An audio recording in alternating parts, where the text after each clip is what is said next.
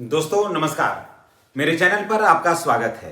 दोस्तों मैं आज बात करूंगा विद्यालयों में शिक्षकों में आपस में जो झगड़ा हो रहा है, शिक्षकों में आपस में जो झगड़ा होता है, ये 20 वर्ष से चल रहा है कि मैं सीनियर तू जूनियर, तू सीनियर मैं जूनियर का ये जो खेल चलता है। और शिक्षकों में जो गुटबाजी चलती है, शिक्षक कई गुट में बढ़ जाते हैं विद्यालयों में। इस सब के पीछे का कारण क्या है और ये सब अब बिल्कुल समाप्त होने वाला है। जी हाँ, आप वीडियो के अंत तक बने रहें, मैं आपको बताता हूं कि ये कैसे समाप्त होने वाला है। और आईएएस जैसा कैडर, जी हाँ दोस्तों, आईएएस जैसा कैडर बन रहा है बिहार के 5,85,000 शिक्षकों का। आप सोच रहे होंगे कि कैसे बनेगा, क्या कैडर होगा, तो चलिए वीडियो के अंत तक आप बने रहिए। चैनल पर नए हैं तो जितने भी सम्मानित भाई बहन हैं उनसे मेरी गुजारिश है कि चैनल को आप सब्सक्राइब करिए, बेल आइकन का दबाइए ताकि वीडियो का जो नोटिफिकेशन है वो आपको मिलता रहे। अब चलिए हम बात की शुरुआत करते हैं। देखिए, अक्सर हाँ क्या होता है कि अभी तक ये तय नहीं था कि विद्यालय में सीनियर कौन होगा और विद्यालय में जूनियर कौन होगा, है ना।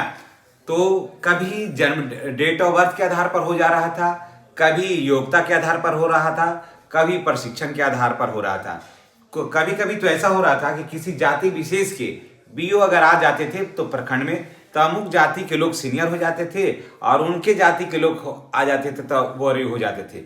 यानी कि सीनियर और जूनियर, एक पलटनिया सीनियर, एक पलटनिया जूनियर, एक पलटनिया सीनियर और एक पलटनिया जूनियर का खेल चलता था। तो अब ये सब बिल्कुल समाप्त हो जाएगा। अब कैसे, देखिए, अब विद्यालय में पहले ऐसे जान लेते हैं। विद्यालय में 4 तरह का क्या है, 1 to 5 1 हो गया, 6 to 8 2 हो गया, 9 10 3 हो गया और 11 12 4 हो गया। ये 4 तरह का हुआ।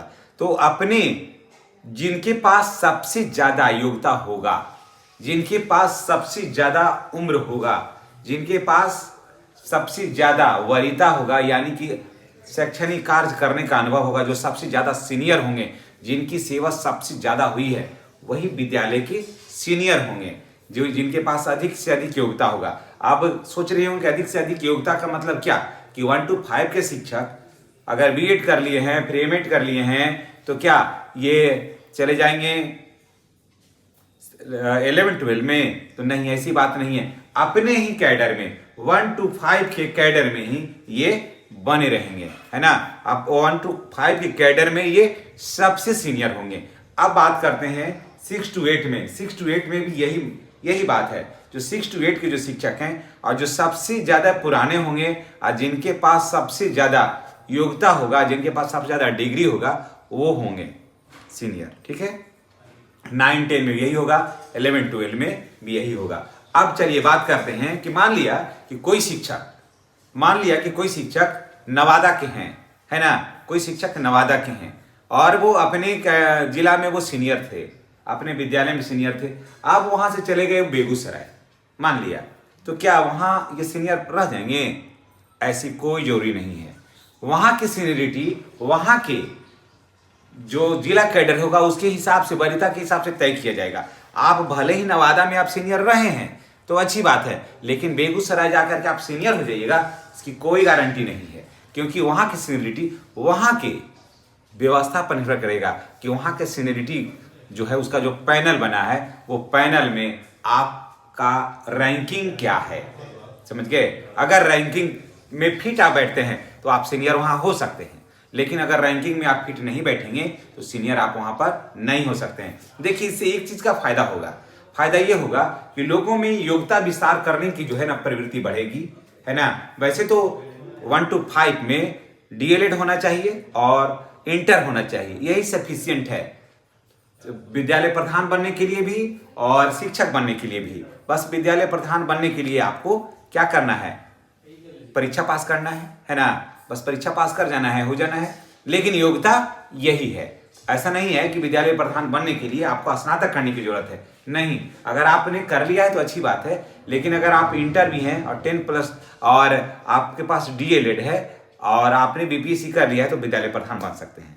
लेकिन अगर आप के पास प्रधान शिक्षक नहीं है और सारा कुछ एक ही समान है, तो जिनके पास अनुभव और जिनके पास डिग्री ज्यादा होगा वही विद्यालय सीनियर होंगे। और इसके लिए अब विद्यालय में वो सीनियर होंगे। अब इसके लिए शिक्षा विभाग ने डीएम की अध्यक्षता में डीओ को कनेक्ट कर दिया है और अब तय होगा जिला स्तर पर एक कैडर बनेगा और 5,85,000 शिक्षकों का एक पैनल बनेगा। दोस्तों, एक पैनल बनेगा जैसे डीएम वगैरह का बनता है, आईएएस अधिकारियों का बनता है, तो आपने कुछ दिन पहले देखा होगा, उसी कैडर में आपको भी रखा जाएगा और आपका कैडर साफ झलकेगा कि आपका रैंकिंग क्या है।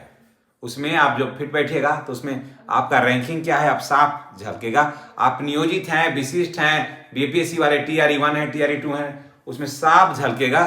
तो ये ऐसे अगर होगा तो सबसे ज्यादा फायदा यहाँ पर फिर नियोजित शिक्षकों का भी हो जाएगा उस रैंकिंग में, क्योंकि अनुभव के मामले में फिर होंगे, डीएलएड या बीएड है ही इनके पास, सीनियरिटी है ही इनके पास, तो वहां पर होगा। और अभी विशिष्ट या फिर बीपीएससी वाले खास करके टीआरई 1 टीआरई 2 वाले को थोड़ा वेट करना होगा, कारण कि उनके पास अभी 4 साल से ज्यादा अनुभव है ही नहीं, इसलिए अभी तो इनके विद्यालय प्रभार देने का तो सवाल नहीं है। लेकिन आने वाले समय में इनको भी बहुत ज्यादा फायदा होगा, आने वाले समय में इन लोगों को भी ज्यादा फायदा होगा। इसीलिए सीनियरिटी और जूनियरिटी की जो खेल है, कौन सीनियर कौन जूनियर, ये जो खेल जो चल रहा है ये अब बिल्कुल समाप्त होने वाला है। और जिनके पास सबसे ज्यादा अनुभव होगा, जिनके पास सबसे ज्यादा डिग्री होगा, वही विद्यालय के प्रभार में रहेंगे। तो चलिए इसी के साथ हम आपसे विदा लेते हैं। नेक्स्ट वीडियो में हमारी और आपकी फिर मुलाकात होगी।